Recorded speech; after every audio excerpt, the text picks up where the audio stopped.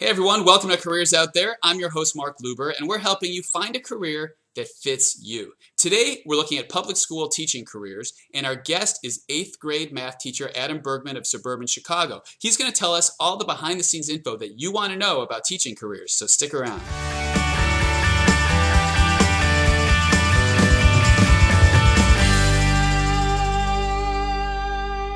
Okay, we're back. Adam, welcome to Careers Out There. Hi, thanks for having me. Definitely. Thanks for being here. So we've all had teachers before because we all went to school, and we all know what goes on in the classroom because we sat there and watched it happen, but we don't really know what goes on behind the scenes. So tell us what it is as a whole that you do as a public school teacher. Well, there's a lot goes into it. A lot goes into the planning behind any particular lesson. So you'll get there in the morning. You might have some meetings with some other teachers, but you'll get to your classroom. You'll probably already have your lessons prepared, so you'll just get everything ready, any handouts, worksheets, that kind of thing. And as the kids come in, you'll do your thing. If you've planned well, your thing will go very well. And throughout that day, you're going to be meeting with individual students. You're going to have other meetings possibly with some of your coworkers or perhaps the team. Like I'm on the 8th grade team, so I'm going to have some meetings with the 8th grade team. I might have some meetings with the math department as well. After school, you'll stick around. You may have some kids who are going to want to come in for a little extra help. And then your day at school could be over. There might be a district meeting or a faculty meeting you'll need to go to every now and then. But otherwise, your day is over. And then depending on how you do your lesson plans, it's back to lesson planning. So go back to what you were saying that you have an 8th grade team meeting. Is that where you're a math teacher? Is that where you're sitting down with the social studies teacher and all the other teachers and you're putting your heads together to say, how's Johnny doing? How's Barbie doing? That kind of thing? Exactly. We'll get together once, twice, sometimes 3 times a week to talk about the individual kids, see how they're doing in the classes. And if they're not doing well, we'll come up with a plan on how to help that individual do better in his classes. But we're also going to have some meetings. Someone's going to come in and teach us about technology. Or we're going to have the principal come in and talk to us about a topic in the school. Perhaps sometimes we'll meet with the social workers to develop a plan for Johnny. And it could be Johnny's having a tough time in class. It could be Johnny's getting bullied on the playground. Okay. Right. And then is there often interaction with the parents to see what's going on at home that might be affecting Johnny? Absolutely. Lots of interaction with the parents. Sometimes we'll bring them in during that time for a meeting as well if we think that will be helpful. Okay. And then you said, sorry. You'll be interacting with the parents during meetings such as those, but also on your own. There's lots of interaction with the parents. If you sense some trouble happening, it's better for you to contact the parents before they contact you. And now there's lots of contact by email, by telephone. So tell me this, you were mentioning the lesson plans that you have to work on. Since you're a public school, how much of the lesson plans are dictated by the state, by the government, and how much of it is you selecting what we're going to do today or what even the book is going to be for class? Sure. Well, the state has goals. And as a school, you want to hit the goals that the state lays out for you. The school also has goals. So as a teacher, you want to hit the goals that the district lays out for you, which will encompass those state goals as well. So there are certain goals as a math teacher that I need to address in all of my classes. They'll be expecting that in the high school, and those students graduate to high school. Those high school math teachers will be expecting those students to know what is listed in our goals. But there's also some time to go above and beyond the goals, and you get to tweak it and present it how you think would be most beneficial. So it's a little bit of both. There's a medium between the two. But I feel like there is lots of room for artistic lesson planning. Okay, that's good. Artistic freedom in lesson planning. And that's got to help make it a more fun job. For you and for your students. Absolutely. Good point. Very good point. So since teaching such a serious job, especially with students that are of the age you're teaching, you're really in an opportunity and a position to kind of be molding young minds. So it's a very serious and important job. What would you say how does that impact your career and the way you approach it every day? And do you keep that in mind of everything you do or say can really have a huge impact on the development of these people? Absolutely. You're a role model at every minute of that day. So you do have to keep that in mind. Whether you're in the classroom, outside the classroom, walking down the hall, the way you know, communicate with the students outside the classroom or the other coworkers. So absolutely, you are a role model and you keep that in mind. But, you know where you are. You need to just be yourself. And if you got what it takes to become a teacher, and those who watching probably will and do, then being yourself is really all you need to worry about. And the kids can tell when you're being yourself. Absolutely. They want you to be yourself. And it is a serious job. And you should take your students very seriously. Don't take yourself too seriously out there. Definitely take the students seriously. And then when you talk about preparing lesson plans, how do you prepare for each day? Is it a matter of going through the book and going through the questions the students had the previous day? How is it that you plan what is going to be talked about? Lesson planning for me has definitely evolved over the years being a math teacher. The more experience you have in the classroom, the more prepared you'll be for lessons. You'll know what kinds of questions to predict. But then there's also, as the day goes on, if you teach a few of the same subject, like I have some algebra classes that get repeated, I'm going to know in the afternoon what types of questions I was hearing in the morning. So, and sometimes in those classes, I could, cut them off and present those questions before they even come up. So you kind of tweak it as you go along. But you do that as well in the history of your teaching. Plus, there's more technology involved. We used to write down our lesson plans all the time. Now a lot of us are typing up their lesson plans into the laptop.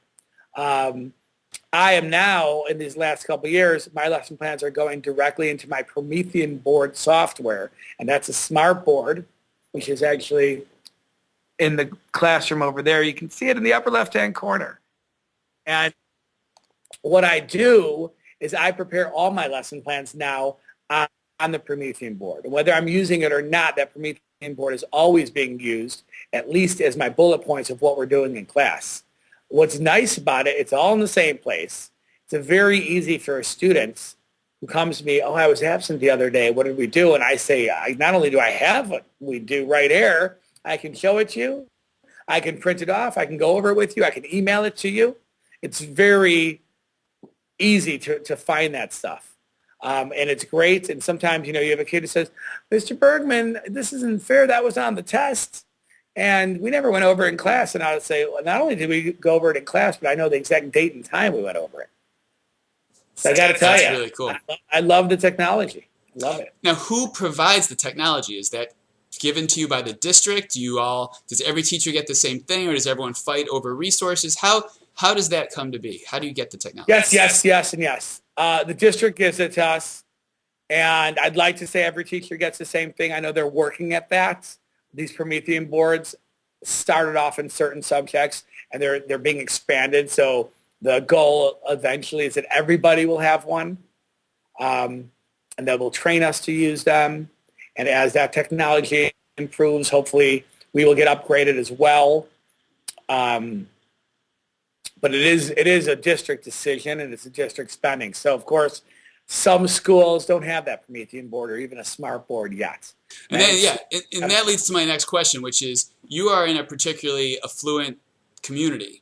So it's a school district that probably has a nice amount of money. How would you compare your experience to if you were in the inner city in a poorer neighborhood, or if you were in an isolated rural neighborhood? How would your teaching experience be different, and even the technology that you're getting? Both of those factors. Sure. It would be different depending on the different schools you're at. Some of the city schools have excellent funding and have some of the same technology, perhaps even better than us, but some don't. So depending on where you're at, you might not have a Promethean board. You might not even have an overhead projector to put an overhead on. So you might be at the blackboard or the whiteboard. You might not even have that. So you're going to need to adjust and figure out the best way to present given what you have. When I first started out, all we had was a blackboard and chalk, nothing else. Eventually, I got an overhead projector. I started using that. I learned, how to use that properly. Then, every now and then, I was able to, because we eventually got computers. So I was able to borrow somebody's overhead projector for the computer and make PowerPoint presentations. Even though they took longer to make than they did to present by a long shot, they were still so much fun to use in class. And if you had a remote control, you could walk around the class and work the class while the lesson was happening and work it from different angles in the room. So you're moving around the room and not only at the front. So you're going to need to adjust based on what you are given. Some of my friends who teach in the inner city will sometimes say, well, hey, at least you've got a high attendance rate and your students have books. My students are coming only 75% of the time, or my students don't even have books. I've got to lend them books, or I've got to lend them materials. And so it is different everywhere you go. And depending on what you have, you're going to do the best of it. And if your district is giving you lemons, then you got to make lemonade. That's great. Tell us this. What about you have experience having worked in a private school? Can you compare quickly the private school to public school situation? I worked my first year at a private school in the city, and then I got my second job is where I'm at now, and there's a big difference of support, number one. Even though I really enjoyed working at that school, I had very little, if any, support at all. They never did any conferences. They never sent us for continuing education. I didn't even have somebody I can go to with questions about the curriculum, so I had to figure everything out myself. I was very much teaching on my own, and very rarely, if ever, did anybody ever come into my classroom. Here, it's completely different. Our administrators will observe us. They'll give us feedback. We work together closely with our team, but also the other math teachers. If I have a question, I got people in my building or the district that I could contact and say, hey, how are you teaching factoring? Like, what's the best way that you're teaching factoring? So the resources and the supports are a big difference. But I still love the private school rather, and the private school feeling as well. Now, I happen to be in a public school that very much feels like a private school. So I feel like now I'm kind of in the best of both worlds. Yeah, it's a good situation. Walk us through a typical day. Okay, well, I'll arrive in the morning, anywhere from 20 minutes before school starts to a couple hours before school starts, depending on what I need to get done to prepare for class. But most of you guys who are listening in your first couple years, you'll be getting there an hour or two early, because the first couple year teachers do, simply because the learning curve, and it's the beginning of their career. There's a lot that they'll have to do to figure it out in the beginning. But it's fun, and you're learning, and the more you do at the beginning, the less you'll do as the years go on. Your students will come to you. You'll teach. I teach 6 of the 9 periods a day. 3 of the periods are free. 1 of them is for lunch, and that really is free. The other 2 are for planning. Certain days of the week, we have meetings during those planning periods. If you're not meeting during the planning periods, you're planning, or you're grading papers, or you're having an impromptu meeting with other teachers that you work with, and to talk about Johnny, to talk about your curriculum, or maybe to talk about a cross-curricular activity, or you're meeting with an administrator for a scheduled meeting, or whatever it is that you're doing. Day ends, maybe you're going to have kids come in who need some help. Maybe you're a coach, so maybe you got to go coach, or you got to go to a game, or you have an after-school activity. Then the day is over, you go home, you hit the gym, you come do some lesson plans, eat some dinner. It's a good Talk day. about the good times when you get home, because you're in a career that you like. Exactly. It's perfect. What about the most rewarding aspect? I would imagine it's got to be watching these kids grow and just develop over the year. Absolutely. You'll see them grow over the month. And then as those months go on, you see them grow a lot over the year. And a lot happens in the middle school years. A lot of growing happens in the middle school years, particularly in the 7th and 8th grade. Not to mention the gift that when they come back to visit you, and at our school they do a lot when they're in high school and college, and you see them all grown up, that's also really interesting. But it is rewarding to work with the people here. We happen to have a good community and really good coworkers. The kids are awesome. And It's always rewarding when you have a kid who is just having a really difficult time with the material and you're able to make that sell to them, where you're turning them around and you're getting them motivated to do the work, and they're finally understanding and they're feeling good about themselves and they're walking off, thank you, high-fiving you, that kind of thing. That's good stuff. Yeah, that's awesome. It Definitely. makes it worth it. Yep. Yep. What about the most challenging aspect? What are the things that you would weed people out and say, if you can't handle this, you can't be a teacher? Well, the most challenging aspect, certainly for 98% of the teachers who are starting out, two things that I hear about all the time. And as a mentor for first to four-year teachers that I have been for 6 years, we'd always talk about these two things. Number one, classroom management. Classroom management is huge. It's intimidating in the beginning, and you're learning different strategies that will work and different strategies that will not work. And some of the challenging aspects are going to be classroom management. But you'll get there. You will get there. And the other big item is making sure that you can get along with the other staff. And it's always going to be a large percentage, probably 98% of the other staff members are great and easy to get along with. The 2% that aren't easy to get along with, you need to make it your point to figure out a way to get along with them. That is your job, because it is a problem for people who are starting out sometimes. You can't let those people get to you. Don't take it personal. I think they would say fight them with kindness. Yes, that's always Kill useful. Kill them with kindness. And I'll Kill tell them you with that kindness. I got stories here. So that leads well to the next question then, of what are the right personality and skill sets for this job? It sounds like people management, people skills and communication skills are the most important things. But is that accurate? People skills are huge in this field. You need to be able to communicate to your boss, to the parents of your students, to your coworkers. Communication is key. And you got to, as we said earlier, you've got to listen effectively, hear what others are saying. You've got to be organized. You've got to be able to present well. You got to be able to think on your feet and be a fast thinker. They're going to be shooting out questions at you left and right in the classroom. You're not necessarily going to know them all, and no one expects you to know them all. There's not a problem saying, you know what, let me Google that. I'll Google that right now, and I'll get back to you now. Or let me think about that and get back to you tomorrow. Don't, be pulling out some answer out of your rear end. No, it's okay for you, especially when you're first starting out, to not know something. Great. Be prepared for that. Great. Handle it well. Other things, you got to know your subject area. Definitely got to know your subject area. If you're going to go into history, know your history. If you're going to be teaching art, know your art. If you're doing math, know your math. I've had student teachers come to me, and they've had all the skills. They're going to be a great teacher one day, but they didn't know the skill that they were teaching. They didn't know the basic algebra that they were teaching.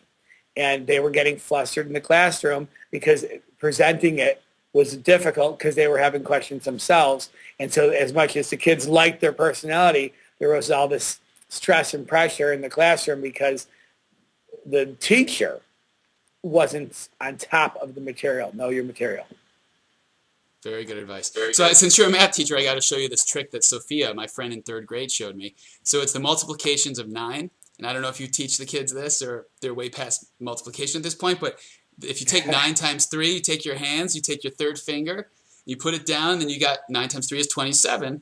So you have 2 fingers on the left of your third finger, and then you have 7 on the right. And it goes all the way down. If you do 9 times 4, 9 times 5, it goes all the way across. It's pretty amazing. I'll tell you, we're not teaching that in the 8th grade anymore. But I've seen kids during tests who obviously learned that when they were earlier, when they were younger, and they're in the middle of the test, and they're looking up, and they're like, and you see them, they're doing that stuff with their finger. They're doing that. And I'm like, hey, kids, no flashing gang signs in class, please. So tell us about the types of majors and educational backgrounds that people need. There's no specific major that you need to go through to become a teacher, is there? Well, if you're lucky enough to know, like freshman year of college, that you want to major in education, that's great. And that is going to be extremely helpful, obviously. But, for example, I graduated. I changed my major senior year to marketing, graduated, worked for a year, then decided to become a teacher. So when I went to grad school, I got my master's in education while working on my degree for mathematics. But I had never studied any education in undergrad. And it did set me back. But I had an extra year of school, but I also got my master's, which I would have needed at some point to get anyway. So it's great to study education, but if you're like, oh, I'm a junior already, it's too late. No, it's not.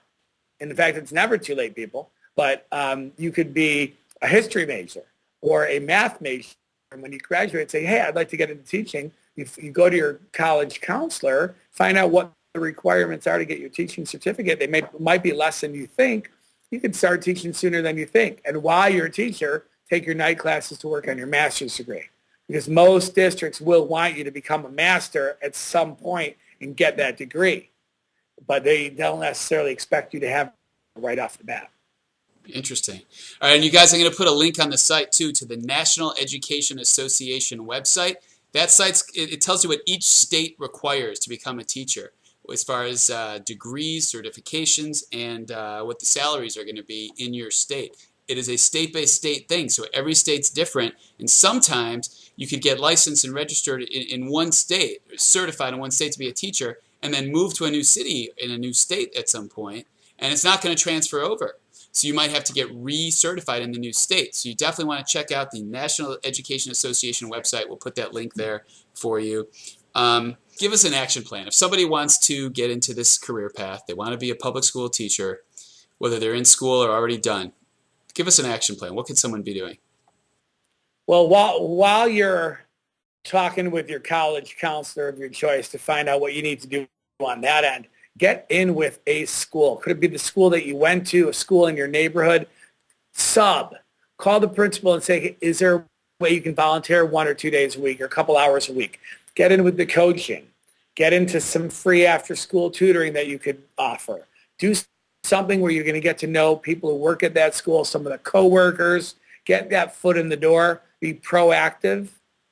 Because I'll tell you, if you're good at what you do and the staff knows it, when it comes time for a hire, whether it's in the school or even in that district, they're going to go out of their way to talk about you.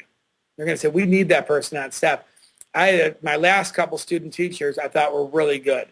And I actually went to my principal and one of the hiring people in the district, and I said, this is somebody you do not want to lose. You do not want to lose this person. If we don't have a job for them, find them a job in the district because somebody's going to give them a job.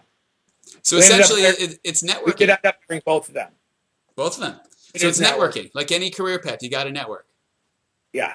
And you got to be there for people to see your skills. So that is red magic marker territory.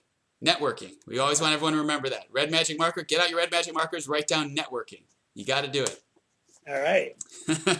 Tell us your background. What got you into teaching? Well, I had a long path into teaching. I was a camp counselor in high school and college, and years later, I was asked to chaperone a trip to Great America with a friend of mine through our old camp contacts. And we thought it would be fun, and we went, and I was actually asked after that trip if I'd be interested in teaching Sunday school. My first thought was, no way. But then I took her phone number, and I thought about it. And when I called this woman back, who was the principal of the Sunday school, I said, sure, I don't have any experience, though. And she said, we'll train you. They never really did train me. But when I got into that classroom, I had a good time. And every Sunday I would be there. Didn't matter what I was doing Saturday night. I would wake up early Sunday, go to the Sunday school, and have myself a really good time, which got, the cogs in my mind thinking, maybe I should be doing this as a job. One of my friends had said, I went to a career counselor, and they said, pick something you like and try to make a career of it. And, there weren't many careers out there that I really thought I, could really do of things that I like. Like, I didn't think that going to movies, I could make a career out of it. Ebert did, Siskel did, but I thought that would be more difficult. Well, this teaching idea really started, coming into my mind. It was hard in the beginning. I didn't know any other guys my age who had become teachers, and it seemed a little bit off when I would told people about it. People were like, oh, really? So it was tough back then. But I decided, you know what, this is what I want to do. And I talked to my boss at the time, and I talked to Northwestern, and I decided to do it. And I started school a couple months later, and it still took a while. It took maybe a year or two of teaching to really realize, you know what, I did it. This was the right decision. I made the right decision. Here I am. That's and awesome. Then I ran with it. Good job. Good move. So wrap us up on a high note with some keys to success for this path.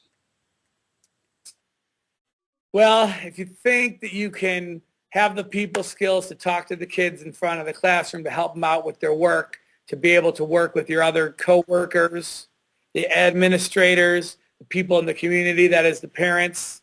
If you got if you're high energy, if you think you can put together some entertaining, thoughtful, engaging lesson plans, if you think you've got what it takes to put in a long week and then sit back on the weekend and enjoy and think about what happened and reflect upon it, know that you're going to have a little fun in your summer, and you want a job that is really rewarding, fulfilling, and really is a lot of fun, get that ball rolling. Excellent. That is great, great advice. All right, you guys, leave your feedback in the comment section. If you have questions for us, Adam will be here to help out. And let us know, what did we cover well and what did we not cover well enough? What do you want to know more about? We definitely want to hear your feedback in the comments, so that would be great. We appreciate your watching. Adam, thank you for joining us. Thank you. All right, you guys, I'm Mark Luber. Thanks again for watching. Look forward to seeing you again soon. Take care.